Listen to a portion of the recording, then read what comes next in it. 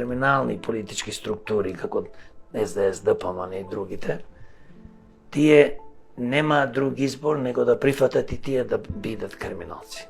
Ако не, верувајте ми, нема да бидат на важни функции како пратеници, директори, министри, бидејќи овие криминални партии не ставаат баш поштени луѓе. И тие што се поштени ќе станат покварени и ќе се расипат, а што е уште поважно, јас секогаш му викам на тие кои што велат дека се поштени, јас ги прашувам зошто тогаш сте вие членови и прифативте да бидете на некоја функција во криминални политички структури. Таму нема честност. Честност единствено што гледат се пари, мојки. Тоа го докаже 33 години, затоа јас ова го кажувам.